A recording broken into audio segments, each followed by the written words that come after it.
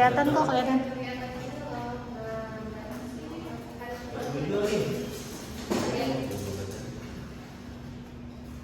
Baik, bismillahirrahmanirrahim. Assalamualaikum warahmatullahi wabarakatuh. Waalaikumsalam warahmatullahi wabarakatuh.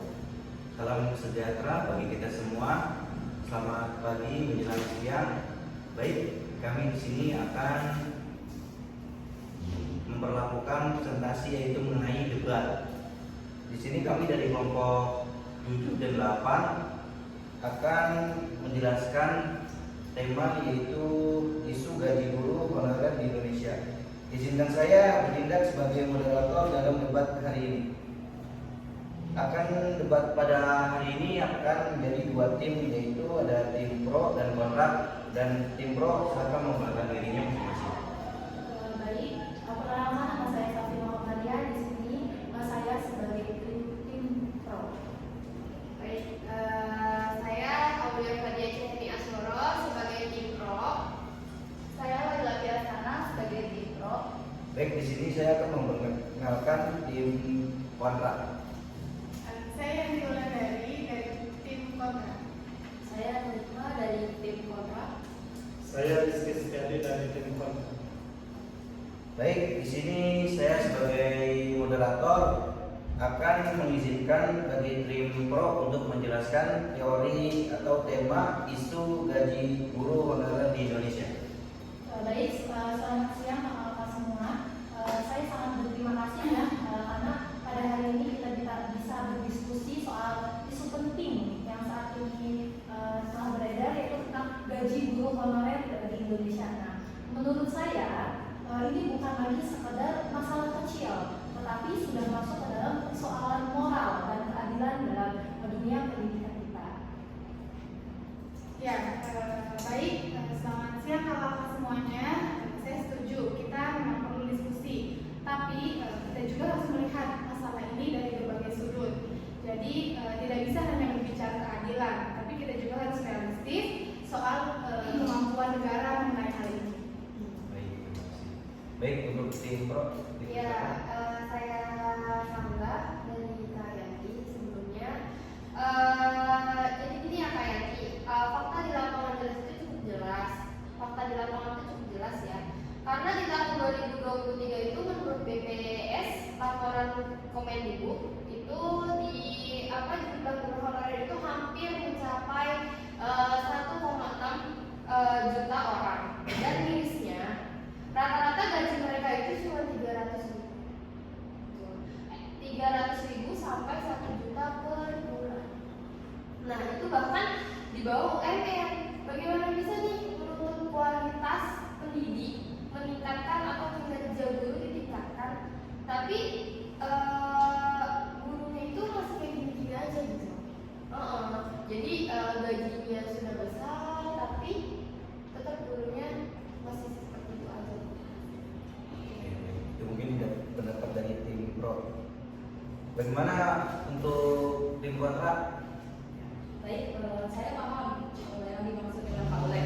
Tapi jangan lupa nih, pemerintah itu juga punya keterbatasan anggaran. Dalam APBN 2024, di situ alokasi pendidikan memang 20% dari total anggaran tersebut. Nah, tapi tidak semua bisa langsung masuk ke gaji guru honorer itu. Tapi tidak semuanya bisa langsung masuk ke gaji guru honorer tersebut. Ada pembangunan sekolah gitu kan, dia terpapar dengan pembangunan sekolah, kemudian ada beasiswa, ada dana BOS, kemudian infrastruktur dan lain-lainnya. Jadi nggak semuanya masuk ke gaji guru honorer tersebut. Oke, baik, itu bagaimana untuk tim pro untuk jelasnya? Ya betul sih, misalnya kayak bukan baru kemarin aja kayak gitu ya. Ini sudah bertahun-tahun, bahkan puluhan tahun selalu beralih terhadap dihitung sejak 2005 Undang-Undang Guru dan Dosen Pelaku. Sudah hampir 20 tahun. Harusnya sudah sistem saat ini, apalagi sekarang itu hampir honorer jadi ujung tembok dan pelafon. Oke, itu tim kontrak. Izin menyanggah, tapi kalau semua guru honorer langsung diangkat menjadi PNS, tapi kalau semua guru honorer langsung diangkat jadi ASN atau digaji layak PNS, anggaran negara bisa jebol. Menurut laporan Kemen PANRB 2023, kalau semua honorer diangkat, negara butuh tambahan anggaran lebih dari 70 triliun per tahun. Itu angka besar, apalagi saat ini ekonomi kita baru dipilih dari pandemi. Baik, pada kesimpulannya pada debat pagi ini menjelang siang sebagai penutup gimana? Oke, baik, untuk tim kontrak gimana? Tim pro. Tim pro. Oke, nanti dikat aja ya. Baik. Baik, bagi tim pro gimana? Ya Kak, kalau untuk soal itu juga saya tahu ya. Di sini kenapa DPR, pemerintah pusat dan Pemda itu selalu punya dana besar untuk infrastruktur mewah. Padahal pendidikan SDM itu fondasi. Nah, lihat saja prioritas anggaran. Misalnya nih, di IKN Nusantara itu menyedot lebih dari 35 triliun tahun ini. Sedangkan honorer ini dibiarkan hidup pas-pasan. Nah, ini bukan soalnya politik, tapi bukan soal anggaran seperti itu, Pak. Baik, saya sanggah. Baik, untuk tim kontrak dipersilakan untuk menyanggahnya. Oke Kak, jangan lupa pembangunan infrastruktur itu juga bukan hanya tentang guru honorer, tapi untuk masa depan termasuk IKN. Kita juga bisa bicara pembangunan negara secara menyeluruh. Sudah kan dalam pendidikan itu sudah ada P3K. Jadi P3K juga sudah membuka peluang kepada guru honorer untuk diangkat secara bertahap. Tahun 2024 kemarin sudah mencapai 1,6 juta ASN yang direkrut dari sebagian guru honorer. Baik, untuk tim pro dipersilakan untuk menyanggahnya. Iya, jadi gini kayak PPK itu sebelumnya solusi. Karena menurut saya itu banyak guru honorer yang sudah ikut seleksi ya bertahun-tahun tetapi tetap belum lolos. Nah, itu yang dipertanyakan. Nah, masalahnya bukan kemauan gurunya, tapi sistem rekrutmen. Nah, yang kadang yang diskriminatif. Banyak yang sudah tua nih, sudah mengabdi dari mengajar 15 sampai 20 tahun, tapi tidak terangkat. Nah, itu pertanyaannya. Akhirnya mereka tetap digaji 500.000 per bulan sampai pensiun. Nah, itu. Jadi apa bisa disebut itu manusiawi gitu? Karena udah banyak tapi ada yang belum sampai udah senior pun ada yang belum terangkat. Nah, itu. Jadi gimana tanggapan dari kakak? Oke, baik. Gimana tanggapan bagi tim kontra? Silakan. Ya, baik. Saya setuju. Sistemnya masih banyak kelemahan ya. Tapi mengeluh tanpa solusi itu juga percuma.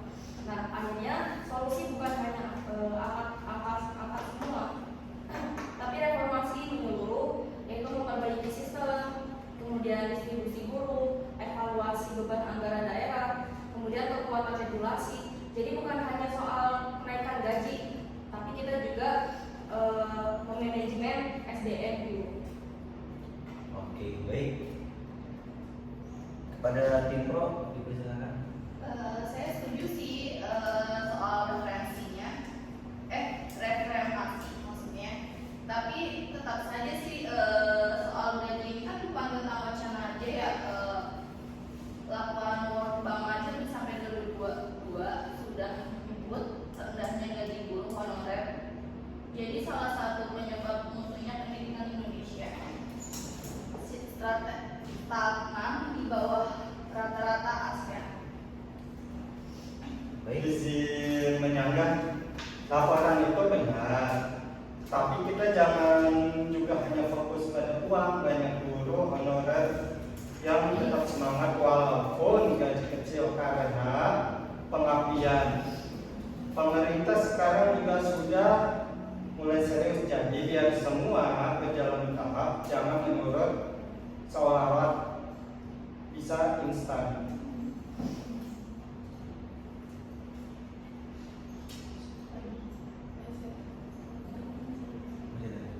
Baik, kepada tim Pak, silakan. Tim Pro silakan. Ya, di sini saya kontak ya sama mereka yang telah mengabdi. Tapi negara ini tidak boleh menutup mata. Pendidikan itu hak dasar guru. Guru juga manusia ya Kak. Jadi jangan sampai kita ini membiarkan ketidakadilan struktural ini terus-menerus terjadi. Nah, kalau soal pemerintah serius pasti bisa. Masalahnya ini pemerintah mau atau tidak. Seperti itu. Baik, tim silakan. Saya paham Kak. Saya juga prihatin, tapi saya berharap kita semua realistis akan hal ini. Tuntunan-tuntunan ini malah akan membebani APBN nantinya. Jadi kita harus memikirkan dampaknya ke sektor-sektor lain. Setelah lambat laun, saya yakin dengan reformasi per tahun bahwa nasib guru honorer itu akan lebih baik ke depannya. Gimana untuk tim Pro untuk penyampaiannya? Baik, terima kasih untuk Kak Yanti. Mungkin di sini cukup saya hargai ya Kak ya. Mungkin tapi perlu diingat aja bahwa kalau negara ini SDM-nya unggul, tapi perbaiki dulu kesejahteraannya. Kesejahteraan guru itu sangat minim ya. Jadi bukan hanya janji atau realisasi. Karena guru yang lapar tidak bisa mengajar dengan hak seperti itu. Jadi tidak semua guru yang ikhlas untuk menjalankan tugas dia kalau memang tidak sesuai dengan pendapatan yang dia terima. Baik, gimana untuk tim Pro? Tim Pro sudah mendengar dengan baik? Cukup. Kepada tim Pro sudah Sudah. sangat jelas. Oke. Baik, di sini saya akan menutup debat pada pagi hari ini. Pada kesimpulannya, sebagai penutup debat pada hari ini kami akan menegaskan bahwa isu gaji guru honorer yang ada di Indonesia saat ini tidak relevan di Indonesia jika kondisi gaji guru yang rendah dan kurangnya terhadap guru profesi guru tidak segera diperbaiki dan rendahnya investasi ekonomi pada guru yang ada di Indonesia. Mungkin saja yang itu bisa kami sampaikan, kalau lebihnya mohon maaf.